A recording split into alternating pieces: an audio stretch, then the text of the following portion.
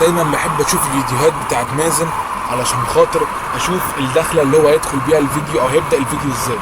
يا ترى المره دي هيعمل ايه؟ هيدخل منين؟ هيقول ايه؟ انا مستني الدخله، بس هو فين في الكادر؟ هو فين؟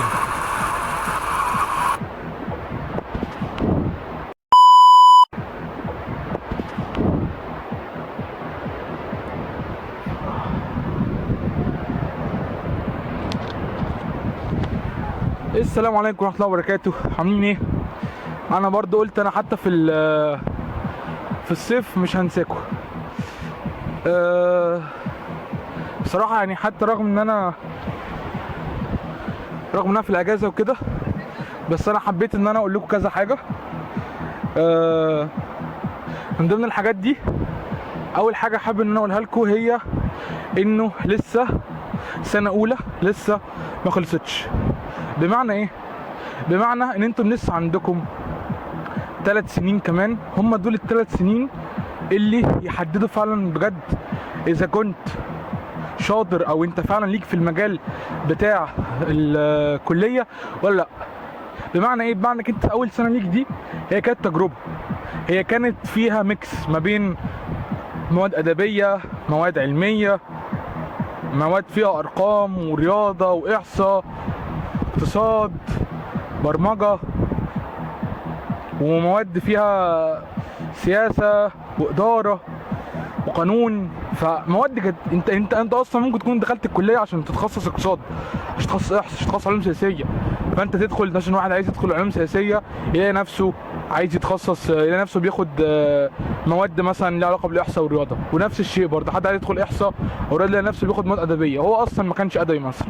فانا بالنسبه لي الكليه بتبدا من اول ما تتخصص ايا كان حالتك ايه هي اول سنه. فنصيحتي ليك لو انت تفكر هو انا ناجح مش ناجح، هل يا ترى انا اسمه ايه ده، يا ترى انا ليا مستقبل في الكليه ماليش مستقبل، نصيحتي ليك انك انت طالما انت حبيت الكليه وحسيت انك انت في حاجات كويسه بس كان في مواد كتير عليك، فانت استنى غير تتخصص، وقتها فعلا بجد هتلاقي نفسك تبدع.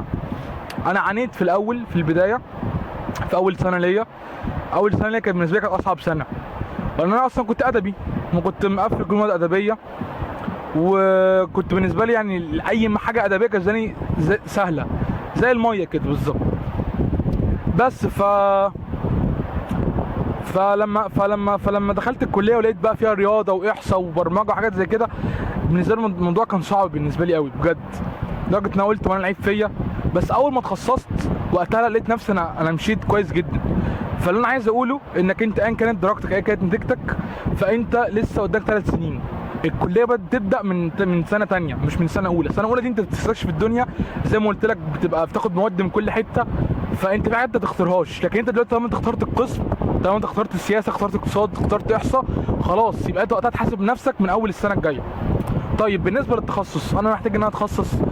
يعني ايه محتاج عشان اتخصص؟ محتاج على الاقل يكون معاك 26 ساعه، وتكون الجي بي اي بتاعك يكون 1.8، ده على الاقل يعني، تمام، من 4. وبالنسبه للاقسام، فانت بالنسبه لاحصاء لازم تكون ناجح في احصاء 1 و2 والاس اس سي. وبالنسبه للاقتصاد لازم تكون ناجح في اقتصاد جزئي وكلي ورياضه. ولازم في الاقتصاد الجزئي والكلي تكون جايب فيهم سي ماينس، يعني اي درجه غير الدي، تمام، والاف، يعني ما تكونش انت جبت ساقط فيها وما تكونش انت ايه جايب فيها دي.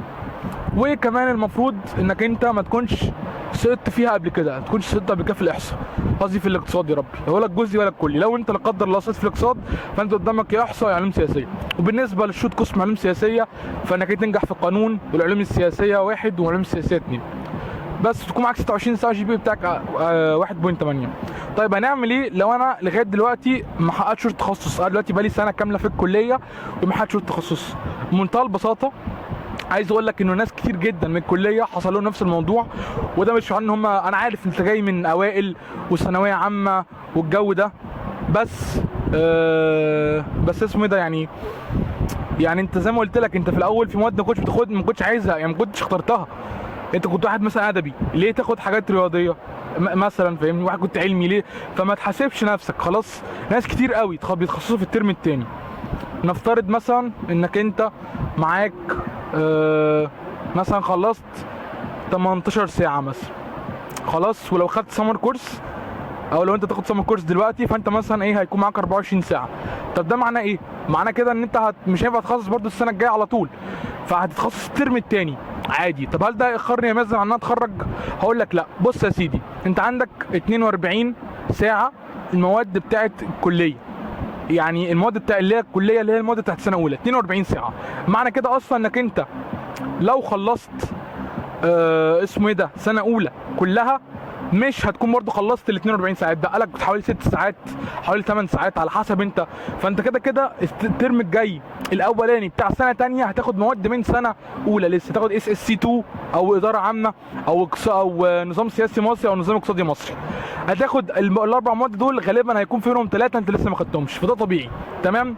وبالنسبه لانك انت ما حققتش التخصص لسه، فانت ممكن تاخد استثناء انك انت ايه تاخد مادتين في الترم الجاي اللي هو الترم الاولاني، والمادتين دول هيكونوا هما المواد. يعني انت مثلا لما تيجي تتخصص في اي قسم بيبقى في مواد تبقى هي مهمه جدا، لان مواد تفتح مواد تانية. انت طالما انت خدتها تمام، هتلاقي نفسك انك انت ماشي كويس. هتلاقي لما تاخد المواد اللي انت ما عرفتش تاخدها الترم الاولاني تاخدها الترم الثاني، تاخدها في السمر كورس اللي بعده. لكن اللي بتكلم فيه انك انت مش هتتاخر. يعني انت طالما انت لسه في سنه اولى وفرصتك انك انت يعني انك انت تكمل في الكليه، يعني لسه قدامك لسه مواد كتير لسه، ولسه قدامك فرصه، فانت ما تاخرتش. يعني انت هم كام ساعه يا دوبك فاهمني، انت ممكن تخلصهم في ترم وسمر كورس. ما تنشنش، ما تقعدش تفكر انا هتخرج مع دفعتك. فزي ما انا قلت لك انت هتاخد مثلا مادتين الترم الجاي لو انت ما تخصصتش لسه تمام، ومن سنه اولى، وهتاخد مادتين مثلا من التخصص، وهتاخد مادتين مثلا ايه تحسنهم او تكون شايلهم. يعني انت مثلا في مادتين انت لسه ما خدتهمش من سنه اولى، ومادتين انت هم دول اللي هم مثلا يعني جي بي اي، واقول لك الجي بي اي، وهتاخد مادتين من التخصص بس. والترم الجاي هتتخصص وهتاخد سمر كورس في الصيف اللي بعده، هتكون ماشي زي الفل زي الفل. بس فدي حاجه حبيت ان انا اقولها لك، انك انت ما تخصوش على نفسك ايا كانت نتيجتك. انا عارف والله، انا متاكد ان اكتر من نص الطلبه في الكليه مش راضيين عن نتائجهم. ليه؟ لان هم كانت طالعه من اوائل وثانويه عامه ومش عارف ايه وبتاع. فانا مريت بكل ده، اللي هو طب انا ازاي انقص درجه، انا ازاي انقص 5 درجات. انا يعني انت ممكن مثلا تلاقي واحد مش راضي عشان شال ماده، طبيعي هو شال مواد من ده، وتلاقي واحد تاني مش راضي عشان جاب جيد جدا بدل امتياز، فاهمني؟ فانت هتلاقي كل واحد كان متوقع حاجه اعلى. فالحقيقه زي ما قلت لك انت ما حاسبش نفسك من سنه اولى. سنه اولى دي هي كانت انت بتجرب الكليه عامله ازاي. سنه تانية لما تتخصص ده تخصصك انت، وقتها تحاسب نفسك. بالنسبه لك انت عندك 42 ساعه بتوع مواد سنه اولى، وعندك بعد كده حوالي احنا قلنا 42 ساعه و12 ساعه بتوع تخصص فرعي. فانت كده معاك كام؟ معاك 54 ساعه. 54 ساعه وانت المفروض تخرج 142 ساعه. يعني انت عندك حسبة حوالي 80 ساعه 90 ساعه باقيين. 80 او ال 70 ساعه دول هيبقوا متقسمين لمواد اختياريه ومواد ايه ومواد اجباريه عندك في القسم. يعني انت عندك حوالي تقريبا 60 ولا 70% من المواد عندك تمام هتبقى لها علاقه بالقسم. فانت ما تحاسبش نفسك اول سنه، انت لسه 25%، يمكن كمان ما عدوش 25% من الكليه فاهمني خلصت، لسه قدامك 75%. فما تحاسبش نفسك على يعني ربع المده او اقل كمان. بس دي كانت رسالتي انا حبيت اقولها لك. يعني مثلا تعالى اقول لك على قسم علوم سياسيه. انت دخلت قسم علوم سياسيه هيبقى عندك 77 ساعه من القسم اجباري، و 12 ساعه اختياري. 4 مواد عندنا في القسم اختياري.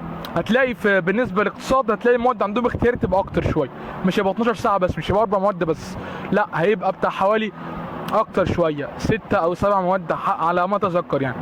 فمثلا عندنا في قسم علوم سياسيه انت عندك 77 ساعه هو 12 ساعه اختياري، فانت عندك 89 ساعه، وانت ما خلصتش لسه في اول سنه غير 30 ساعه. فانت لسه قدامك ضعف الثلاث اضعاف لسه اللي انت خدته. عندك حوالي 90 ساعه لسه ولا حاجه و80 ساعه. فانت انت تقدر تعلي الجي بي اي بتاعك، تقدر تتخرج بامتياز، تقدر تتخرج بعيد جدا على الاقل. يعني لو انت فاهمني كنت 0 كنت شلت كله اول سنه، انت تقدر لسه تتخرج بجد جدا، وانت مش محتاج اكتر من جد جدا عشان تعرف تلاقي شغل كويس تمام. وتكون تاخد كورسات. يعني الكورسات والتقدير بتاعك جيد جدا زي الفل، فما تقصوش على نفسك خلاص. ادي نفسك فرصه تانية، في حاجات اجمل بصراحه. انا حبيت ان انا اعمل لكم، كنت ممكن اعمل لكم الفيديو في الشاليه، ممكن اعمل لكم الفيديو لما ارجع، بس انا حبيت اعمل فيديو. اي نعم الاضاءه مش حلوه، ممكن اكونش باين، بس يعني حبيت اشارككم الفيو اللي ورايا واقول لكم في حاجات احسن بكتير في الحياه خلاص، من حاجات اجمل من الكليه، من انا ما تحطش حياتك كلها يا حبيبي. عيش مركز، حتى مش عارف دلوقتي تروح في حته، مش عارف تخرج، مش عارف. بس انا عايز اقول لك انك انت لسه عندك كام 18 19 سنه، فانت عندك لسه حياتك لسه واسعه. ما تركزش شلت ماده، اصل انا لسه جبت جيد جدا، اصل انا جبت جيد، اصل انا مش عارف ايه. يا عم ما تجيب يا عم، ايه المشكله؟ انت طالما انت ماشي مع ربنا وما بتغضبش ربنا وماشي بما يرضي الله، تمام؟ يبقى ليه تزعل؟ وبعدين انت مين عالم، يمكن تتخرج، يمكن تلاقي شغل كويس، يمكن حياتك تبقى احسن كويس. ما تقعدش تركز سنه اولى انا عملت كذا، سنه اولى عملت كذا، خلاص.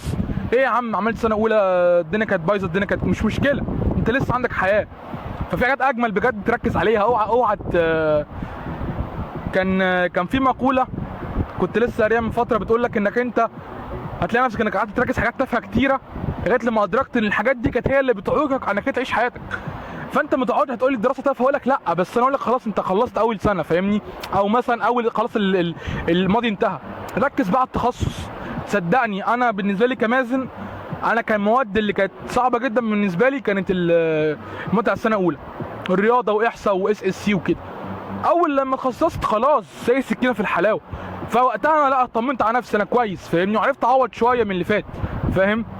فنقطه مهمه جدا عايزك تبقى عارفها، وهي انه انت لسه انت ما تحاسبش نفسك على انت ما كانش بايدك، دلوقتي تحاسب نفسك على اللي بايدك دلوقتي خلاص. انا عايز اشرح لكم نظام الساعات المعتمده كامل، تمام؟ ده شيء مهم جدا. وعايز برضه اكلمكم على المواد بتاعت قسمي، قسم علوم سياسيه. وفي حاجه كمان عايز اكلمكم برضه على الماينر، بس مش دلوقتي، يمكن نخليها فتره. المهم اكتبوا لي انتوا عايزين او عايزين اتكلمكم عن ايه، عايزين اقول لكم ايه. حبيت بس اقول لكم واشارككم انه في مليون حاجه تانية خلاص اجمل في الحياه، وانك انت الكليه دي وسيله وليست هدف. انت مش هتعيش فيها، مش هتبلط فيها، خلاص انت هتتخرج منها وهتشوف حياتك هتبقى 4 سنين زيها زي اعدادي او فتره ثانوي، بس زي ده سنه.